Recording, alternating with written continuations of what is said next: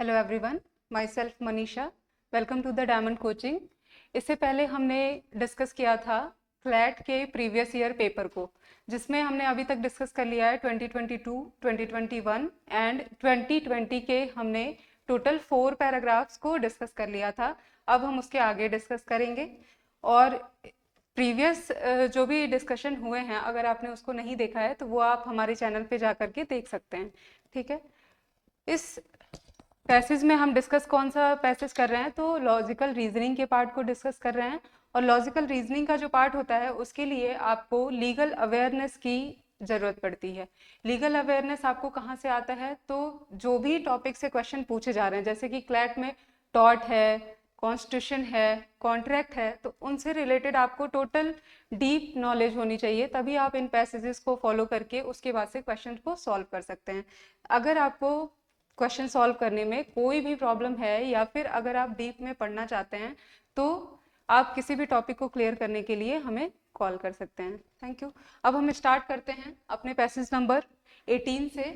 ये पैसेज जो है, ये पैसेज मेनली डील करता है मॉब लिंचिंग से। ठीक है, मॉब लिंचिंग जो होती है वो, अगर हम इसके क्रिमिनल लाइबिलिटी की बात करें तो ये क्रिमिनल लाइबिलिटी तो क्रिएट करता है, बट प्रॉब्लम क्या थी इसमें कि जब आईपीसी था हमारे पास इंडियन पीनल कोड, ये जो पैसेज है, मतलब ये हम 2020 को डिस्कस कर रहे हैं, तो यहाँ पे हमें क्या प्रॉब्लम है कि उस टाइम पे हमारे पास आईपीसी था, बट आईपीसी में कहीं भी मॉब लिंचिंग को क्या किया गया था, डिफाइन नहीं किया गया था। बट हमारे पास अब न्यू क्रिमिनल लॉज हैं, और न्यू क्रिमिनल लॉज में क्या है कि बीएनएस, भारतीय न्याय संहिता जो है, वो मॉब लिंचिंग को क्लियरली डिफाइन करता है और पनिशेबल भी बनाता है, जिसका सेक्शन नंबर जो है 103 है। ठीक है, अब हम देखते हैं इस पैराग्राफ में क्या है। यहाँ पे एक एरिया है, देखेंगे आप, जिसका नाम है जवाहर एरिया। पालघर डिस्ट्रिक्ट का है ये, मुंबई का। इसमें 3 रेजिडेंट थे जो मुंबई से क्या कर रहे थे, एक अपनी व्हीकल से सिलवासा जा रहे थे, और बीच में क्या हो गया उनके साथ, मॉब लिंचिंग हो गई, और उसके बाद से उनका मर्डर हो गया था। मॉब लिंचिंग का बेसिकली मतलब ही यही होता है, जब 5 या उससे ज़्यादा पर्सन्स मिलके किसी का भी मर्डर कर देते हैं तो वो मॉब लिंचिंग में कन्वर्ट हो जाता है। और उसके पीछे उनका जो मोटिव होता है, रीज़न होता है, वो ये होता है कि कास्ट हो, कम्युनिटी हो, रेस हो, या फिर सेक्स, या फिर प्लेस ऑफ बर्थ, किसी भी तरह का ऐसा कोई भी सिमिलर ग्राउंड हो, और इसके कंसर्ट में आकर के वो क्या कर ले, मर्डर कमिट कर दे। तो यहाँ पे भी यही हुआ था। जो विलेजर्स थे पालगढ़ के, इन्होंने क्या किया कि इन तीनों को इन अ डाउट हाईवे पे पकड़ करके मार दिया था। यहाँ पे पुलिस इन्वेस्टिगेशन हुई, और पुलिस इन्वेस्टिगेशन के बाद पता चला कि ऐसा कोई भी डाउट नहीं रेज हुआ था, फिर भी उन्होंने क्या किया कि उन तीनों को मार डाला। और इसमें उन पे स्टोन फेंक कर करके मारा था, तो इसमें जो एक इन्वेस्टिगेटिंग ऑफिसर था उसके ऊपर भी स्टोन्स फेंके गए थे, जिससे वो भी क्या हुआ था, हिट किया गया था। अब विलेजर्स का क्लेम ये था, यहाँ लास्ट पैराग्राफ में उन्होंने बताया कि वो मिस्टेक में थे, और प्राइमा फेसी इंफॉर्मेशन जो ये है इंडिकेट करता है दैट द ट्राई वर, ये जो तीनों थे, mistaken for thieves and attack. इनका कहना था कि विलेज में due to ongoing lockdown, village में लॉकडाउन चल रहा था, और उसकी वजह से इसेंशियल सप्लाई जो थी वो अनअवेलेबल हो गई थी। और उसके बाद से यहाँ पे क्या कर रहे थे, ये सबके सब मिलके, मतलब थीव्स, बहुत सारे थीव्स के बारे में अफवाहें फैली हुई थी, जिससे ये अफवाह थी कि वो बच्चों को चुरा लेते हैं, और प्लस क्या करते हैं, चोरी भी करते हैं घरों में घुस के। ये डिफेंस जो है विलेजर्स ने लिया था। अब इसके बेसिस पे हमारे पास क्वेश्चन है। क्वेश्चन देखेंगे, क्वेश्चन नंबर 86 जो डील करता है, बताता है कि क्वेश्चन नंबर 86 कहता है, which of the following statement given below justifies criminalization of mob lynching. इसमें से कौन सा जस्टिफाई करता है criminalization of the mob lynching को। ठीक है, तो इसमें देखते हैं। पहला है, in a democracy the actual power rest with the people and their action can not be penalized by the state. मतलब ये है। नेक्स्ट ऑप्शन है इसका, there is no law in India which specifically prohibits mob lynching and therefore it is a justified act. अब इसके लिए कोई law नहीं है, इस वजह से ये जस्टिफाइड है। नेक्स्ट आता है it is impossible to punish the wrong doer in case of mob lynching. Next आते हैं, इसमें है violence can not be a tool to implement will of majority and such action are failure of the state. अब इसमें पहला था option की democracy है, उसका एक्चुअल पावर जो है वो पीपल में रेस्ट होता है, इस वजह से इसे हम पेनलाइज नहीं कर सकते। नेक्स्ट है कि यहाँ पे अगर कोई स्पेशल लॉज नहीं है तो हम उसे पेनलाइज नहीं कर सकते। तो यहाँ और थर्ड वन जो है वो कहता है कि रॉन्ग डूअर को मॉब लिंचिंग के केसेस में पनिश करना पॉसिबल नहीं है। ये तीनों ही ग्राउंड बहुत ही मतलब इनकम्पिटेंट हैं, बिकॉज हम किसी भी चीज का लैक नहीं ले सकते किसी भी ऑफेंस को पनिश करने से पहले। इसलिए हमारा करेक्ट ऑप्शन होगा option number D, violence can not be a tool to implement. कोई भी पर्सन प्राइवेट डिफेंस का इस तरह से प्रॉफिट नहीं ले सकता या फिर बेनिफिट नहीं ले सकता है कि यहाँ पे मेजॉरिटी का विल जो है वो ये कहता था। और ठीक है, नेक्स्ट क्वेश्चन है question number 87, which of the following statement does justify the criminalization of the mob lynching as a distinct offense apart from the murder। अब यहाँ पे आता है, आप देख रहे होंगे कि अभी मैंने बताया था कि मॉब लिंचिंग जो है उसमें भी मर्डर कमिट किया जाता है विद अ ग्रुप। एक ग्रुप होता है जो मर्डर को कमिट कर देता है और मर्डर में भी मर्डर ही कमिट होता है। तो हम देखते हैं कि कौन सा इसमें जो ऑप्शन है वो जस्टिफाई करता है मॉब लिंचिंग को, कैसे मॉब लिंचिंग जो है वो मर्डर से डिफर करता है। ठीक है, तो पहला ऑप्शन है offence of murder is committed by a single individual और group but mob lynching involve a large group of individual. B है when violence is committed by mob it creates a situation of terror and anarchy having potential to disturb the public peace for longer period. ठीक है, third option इसका है mob lynching is an offence which support the idea of might is right and can not be accepted in the democratic society. Fourth option है all of these. इसका जो correct option है वो है all of these. ठीक है, ये तीनों ही पॉइंट मॉब लिंचिंग और मर्डर को परफेक्टली डिस्टिंग्विश करते हैं। नेक्स्ट आते हैं, नेक्स्ट क्वेश्चन है हमारा the above passage states about existence of rumours in area regarding the thieves and dacoit robbing the villagers committing child lifting. In the light of this proposition which of the following statement is correct। इसमें से कौन सा statement correct है तो देखते हैं। First option है the villagers should not be punished as there was a genuine mistake on their part. ठीक, नेक्स्ट आते हैं villagers जो हैं should be punished as they do not have any right to punish any person unless he is an offender। ठीक है, यहाँ पे ये है कि villagers को हम पनिश नहीं कर सकते बिकॉज किसी को भी villagers को पनिश करना चाहिए क्योंकि किसी को भी राइट नहीं है किसी पर्सन को पनिश करने का अनलेस कि वो क्या है ऑफेंडर है। ठीक है, इसका नेक्स्ट ऑप्शन है the villagers should be punished as no individual in the country is entitled to take the law in his own hand and punish the wrong doer. D option है the villagers should not be punished as they have the right to private defence against such incident under which they can even kill a person. ठीक है, यहाँ का ये correct option आपका है option number C.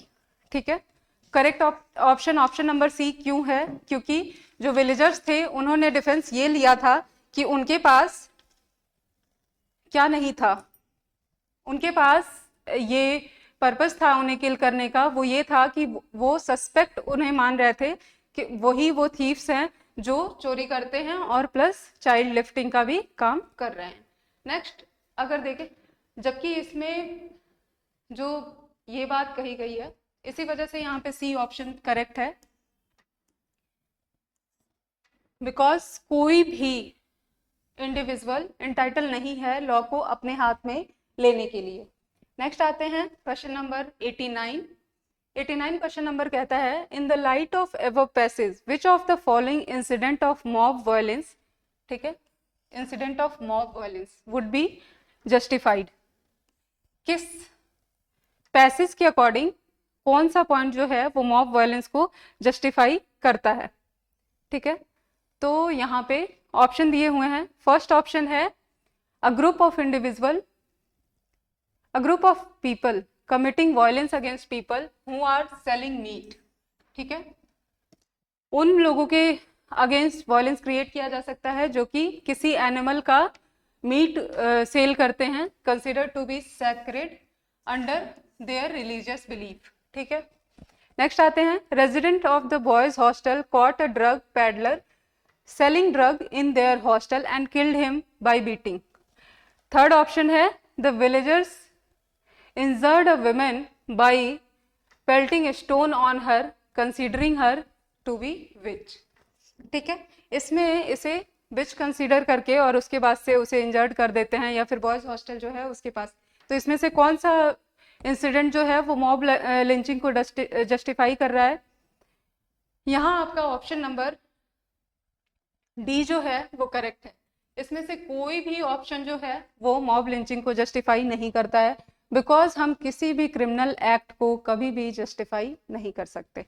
ठीक है, क्रिमिनल एक्ट कोई भी हो, अगर वहाँ पे मेंस रे और एक्टस रियस अवेलेबल है तो that would be criminal. Next question है असर्शन। इसमें एक असर्शन है और उसका एक रीजन दिया हुआ है। First, mob lynching can be justified only in circumstances where the religious sentiment और feeling of the large group of people is associated. इसका रीजन क्या दिया है कि religious sentiment and feelings are paramount consideration of the for a state should not be interfered with।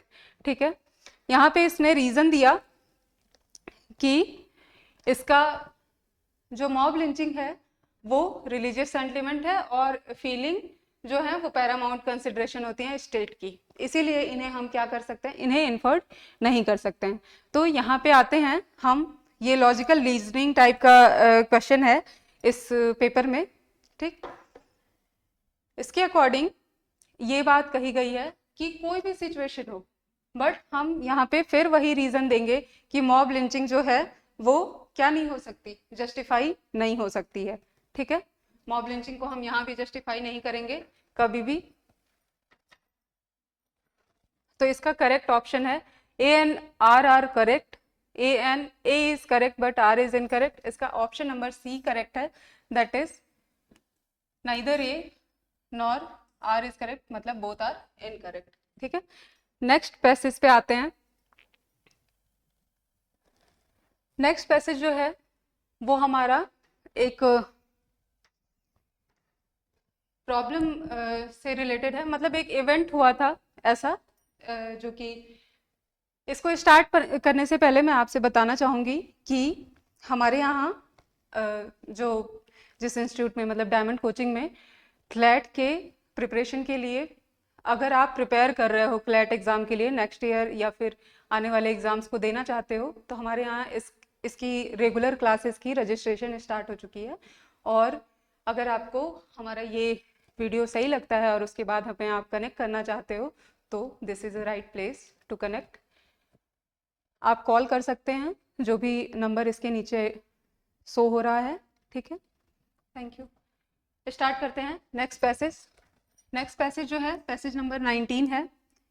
ये passage deal करता है the bench of DY Chandrachud and Amar Shah justice has refuse to transfer CBI the criminal case. यहाँ पे एक criminal case था जिसपे against, किसके against था ये, टीवी एडिटर थे अर्नब गोस्वामी, उनके अगेंस्ट एक क्रिमिनल केस था डेफेमेटरी न्यूज़ शो करने के लिए। इन्होंने डेफेमेटरी न्यूज़ टेलीकास्ट किया था ऑन द अप्रैल 21। ठीक है, in connection with the Palgarh mob lynching case. Palgarh का जो मॉब लिंचिंग केस था उसके रिगार्डिंग। तो इन्होंने क्लेम किया सुप्रीम कोर्ट में कि इनका जो केस है वो ट्रांसफर कर दिया जाए सीबीआई को इन्वेस्टिगेशन के पर्पस के लिए। फिर it is also quest all FIR against Arnab Goswami except one which was filed in Nagpur and which has been transferred to Mumbai via order dated 20 अप्रैल 2020। ठीक है, यहाँ पे दो क्लेम किया इन्होंने। पहला कि जो केस है क्रिमिनल केस वो सीबीआई को ट्रांसफर कर दिया जाए, प्लस बहुत सारे FIR जो भी फाइल हुए थे उनमें से सारे एफआईआर को क्वेश्चन करके हम केवल क्या करें, मतलब सुप्रीम कोर्ट क्या करे, एक एफआईआर को, मतलब इसमें सुप्रीम कोर्ट ने क्वेश्चन भी किया एफआईआर को और सिंगल एफआईआर पे ट्रायल चले। नेक्स्ट आते हैं delivering the verdict. Justice Chandrachud said, honourable justice Chandrachud said that Article 32 of the Constitution constitute recognition of the constitutional duty entrusted to this court to protect the fundamental rights of citizen. The exercise of journalistic freedom lies at the core of speech and expression protected under Article 19(1)(a। आप सभी को पता है कि article 19(1)(a of the Indian constitution जो है वो deal करता है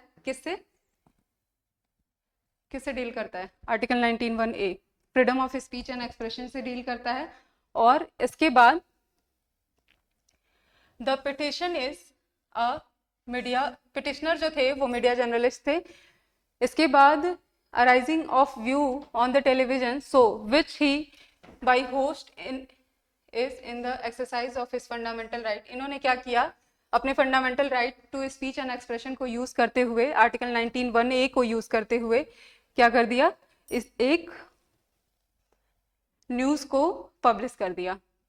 ठीक है, अब इससे रिलेटेड क्वेश्चन था, यहाँ पे क्वेश्चन हमें देखने को मिलता है इस पैसेज में कि the ever passage mention about the journalist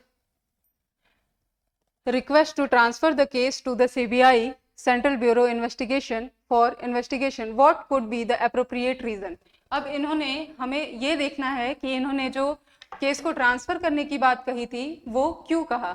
case को ट्रांसफर इसलिए करना पड़ा था, अभी आप जब पिछला लेक्चर देखेंगे तो उसमें मैंने नेचुरल जस्टिस के 3 प्रिंसिपल को डिस्कस किया है, जो पैसेज में ही था, उसके बाद मैंने उसे डिस्कस किया था। तो वहां पे एक रूल होता है, नेचुरल जस्टिस के 3 रूल होते हैं, जिसमें से एक रूल होता है बायस।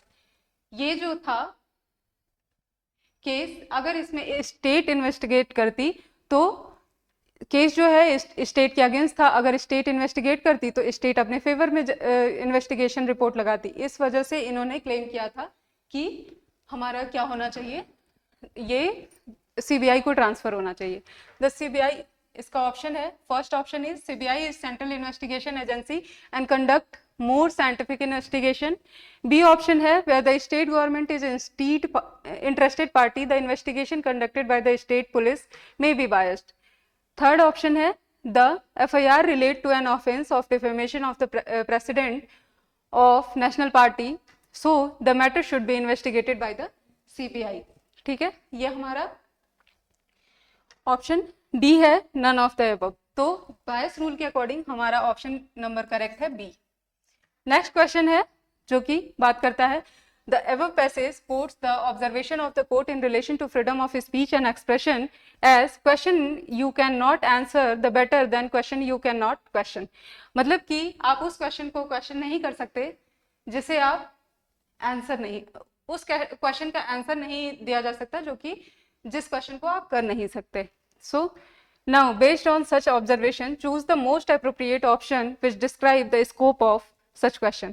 First है the term questions mentioned are not subject to limitation imposed upon the freedom of speech and expression। Second option है those questions are limited to the information warranted by the person। Third option है the court is referring to the right to information through the above quotes। And fourth option is the question are also subject to limitation imposed upon the freedom of speech and expression। ठीक है, इसमें हमारा option number B जो है वो correct है, sorry हमारा option number D correct है। That is question are also subject to the limitation. अगर आप वो चीज, जब आप अपने freedom of speech and expression को क्वेश्चन करने में अगर नहीं एक्सरसाइज कर सकते then you can not exercise those rights in answering also. इसी वजह से ये हमारा डी नंबर ऑप्शन जो है वो करेक्ट है। अब आते हैं क्वेश्चन नंबर 93 पे जो कि बात करता है it is an established principle of law that the offence of defamation harming the reputation has many exceptions and the imputation of truth is one of those, but the accused must prove that such imputation was true and also for the public good. In light of this statement, which of the following statement are defamatory? Defamation जो है वो एक criminal और civil दोनों liability create करता है. Criminal law में भी डिफेमेशन पनिशेबल है, सिविल लॉ में भी डिफेमेशन पनिशेबल है, और यहाँ पे जो करंट आपका क्रिमिनल लॉ है BNS, उसमें भी डिफेमेशन को पनिश किया गया है. But in criminal law defamation has some exceptions also. तो इस क्वेश्चन के अकॉर्डिंग हमें बताना है कि हमारा करेक्ट ऑप्शन क्या होगा, कौन सा स्टेटमेंट डिफेमेटरी है. An article published in newspaper about the unaccounted property of public servant in the form of a questionnaire. ठीक है. B ऑप्शन है a question to a female actress about her sexual relationship with a married man. यहाँ पे clearly उसका sexual relationship discuss नहीं कर सकते. A question to a public servant about his extra marital relationship with the colleague. D option है इसका an article published in magazine stating a female politician as B grade actress.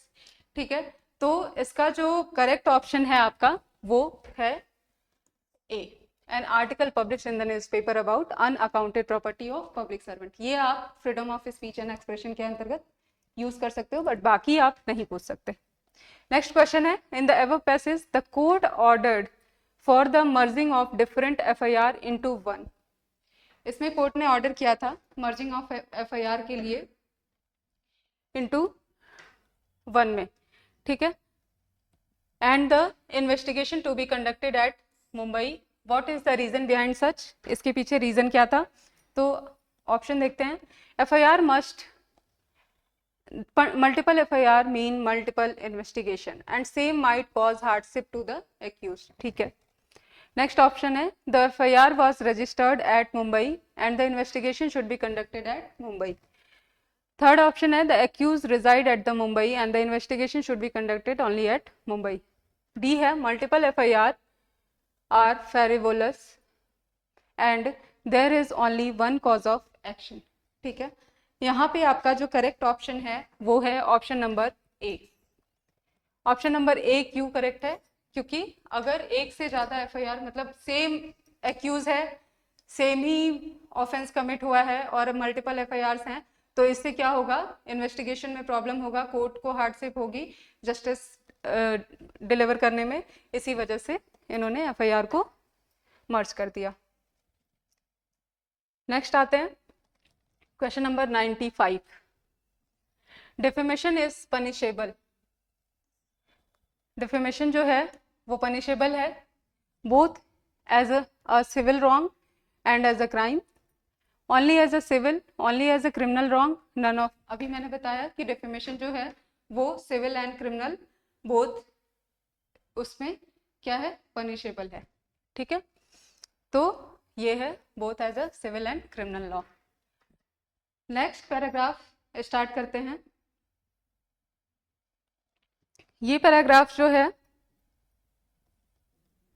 Deal करता है common intention से and similar intention से.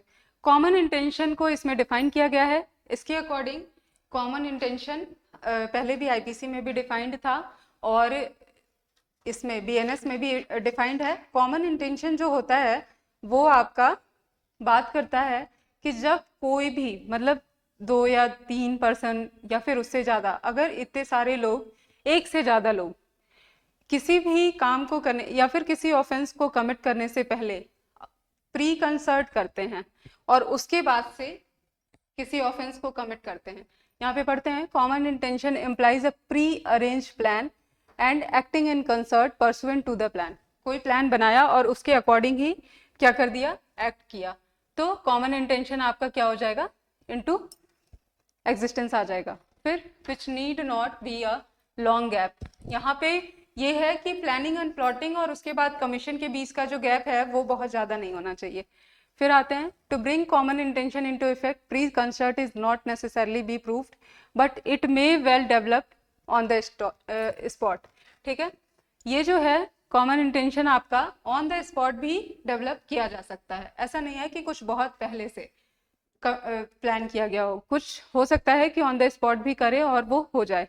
यहाँ पे एक example दिया हुआ है, इसके बाद से कॉमन इंटेंशन और सिमिलर इंटेंशन को डिफ्रेंशिएट करने के लिए इन्होंने Dukhmochan Pandey versus state of Bihar का केस डिस्कस किया है यहाँ पे, और उसमें बताया है कि supreme court held that common intention which developed at the spur of the moment different from the similar intention actuated a number of person at the same time. The distinction between common intention and similar intention may be fine, but बहुत normal difference हो सकता है, but is nonetheless a real one and overlooked, may lead to a miscarriage of justice. The mere presence of accused together is not sufficient to hold that they are shared the common intention to commit the offense in question. It is necessary that intention of each one of the several person be known to each other of constituting common intention. ठीक है, यहाँ आपने देख लिया कि common intention क्या होता है। अब आते हैं क्वेश्चन पार्ट पे। A gang of 6 member went to a bank. 6 लोगों का एक गैंग था जो बैंक गया armed with weapon to commit a heist.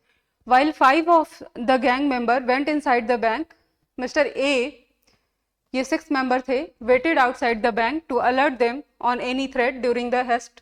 One of the gang member fired a gun at the branch manager. As a result, he died. All 5 escaped, but Mr. A was caught and arrested. Now choose the most appropriate option. यहाँ पे सिर्फ A जो हैं वो पकड़े गए थे, तो यहाँ हम उनकी क्रिमिनल लाइबिलिटी डिस्कस कर रहे हैं कि इनकी क्रिमिनल लाइबिलिटी क्या होगी। Mr. A is not liable for murder as he was outside the bank and there was no common intention. यहाँ पे Mr. A along with all other member of the gang are liable for murder as there was a common intention. C है only that person is liable for murder who actually fired the gun. D है इसका option कि यहाँ पे Mr. A is liable only for the heist and no other offenses. ठीक है, तो यहाँ पे कौन सा ऑप्शन करेक्ट होगा? आपका ऑप्शन नंबर बी करेक्ट होगा। Mister a along with the other member, यहाँ पे जो ए थे ये सबके साथ लाइबल होंगे for the murder as there was a common intention, because ये उस गैंग के मेंबर थे और इनका कॉमन इंटेंशन पहले शो हुआ था। नेक्स्ट क्वेश्चन है, Raman and Raghav were riding on a motorcycle on a busy street. Suddenly, Aman bumped into their bike. A heated argument started between the three, ठीक है, of them. While Raghav started abusing Aman, Raman hit Aman with an iron rod, ठीक है, lying on the road. As a consequence, he died. Now choose the correct option. यहाँ पे किसने वो किया है? राघव ने अब्यूज किया और रमन ने क्या कर दिया? हिट कर दिया विद आयरन रॉड। तो यहाँ पे क्या करेक्ट है, कौन सा option? Raman and Raghav are liable for the murder as there was a common intention developed on the spot, ठीक है, या फिर Raghav is not liable for murder as there was no common intention to kill the Aman. C है इसका, no one is liable as Aman was a wrongdoer himself and he started the fight. Only Raghav is liable for the murder as he started abusing Aman. इसका जो correct option है वो आपका B option का correct है कि राघव जो होगा वो मर्डर के लिए लाइबल नहीं होगा, बिकॉज यहाँ पे क्या है, रमन ने हिट किया था और कोई भी इनका कॉमन इंटेंशन नहीं था उसे किल करने का। नेक्स्ट आते हैं option number question number 98। After reading the passage which of the following is not correct in relation to the difference between the common and similar intention. यहाँ आपको कॉमन इंटेंशन और सिमिलर इंटेंशन का difference बताना है। Similar intention जो होता है वो क्या है? Develop prior to the commission of offence. But यहाँ पे आपको कौन सा नॉट करेक्ट है ये बात बतानी है। But the common intention is developed only at the time of commission, ठीक है। पहला ऑप्शन क्या है? पहला ही ऑप्शन आपका रॉन्ग है। क्यों? क्योंकि जो कॉमन इंटेंशन होता है वो क्या होता है, पहले प्री कंसर्ट होना चाहिए, तो यहाँ पे first option is incorrect and इसी वजह से इसका आंसर क्या होगा, आपका ऑप्शन नंबर 1 होगा। नेक्स्ट क्वेश्चन है 99, mister X and mister Y entered into a house at the night to commit theft. While committing theft, Mr. Y committed sexual assault on a minor girl aged 11 years. Identify for which of the following offense Mr. X is liable for. ठीक है, किस offence के लिए mister x जो है वो liable होंगे? तो both theft and sexual assault, इसमें किसने कमिट किया है? वाई ने कमिट किया है सेक्सुअल असॉल्ट को। Only theft as there was a similar intention, only theft mister X and different intention from Y. ठीक है, फोर्थ ऑप्शन है he would not be liable for offence. ठीक है, तो आपका ये क्वेश्चन नंबर 99 जो है इसमें आपका ऑप्शन नंबर सी करेक्ट है, बिकॉज इनका जो कॉमन इंटेंशन था वो किसके लिए था? सिर्फ थेफ्ट के लिए था। जो सेक्सुअल ऑफेंस कमिट हुआ वो वाई ने सेपरेटली अपना कमिट किया और उसमें कोई भी उसका प्री कंसर्ट नहीं था एक्स के साथ, तो एक्स जो होगा वो उसके लिए लाइबल नहीं होगा और ना ही ये कंसिक्वेंस में कमिट होने वाला ऑफेंस था। नेक्स्ट क्वेश्चन आपका 100, क्वेश्चन नंबर 100 देखते हैं। Which of the following statement is correct in relation to the difference between common intention and similar intention? Difference कौन सा correct है? तो the intention of the accused and co-accused can be inferred from the fact and circumstances of the case, and under common intention it is considered that all the accused of the have jointly committed the offense, and last option is third option is each accused is liable for the offense he has actually committed if the common intention cannot be proved. इसका जो option number D है वो correct है, और ये आपको ऊपर का जो पैराग्राफ है वो पढ़ने के अकॉर्डिंग पूरा जो कॉमन इंटेंशन का प्रोविजन है उसके अकॉर्डिंग ये सारे प्रिंसिपल्स करेक्ट हैं। ठीक है, तो ये हो गया हमारा, यहाँ हम अपने सेशन को वाइंड अप करते हैं, और इसके बाद अगर इतने सेशन से आपका कोई भी क्वेश्चन है तो please comment on this video and I will must solve your problem and answer your questions. Thank you.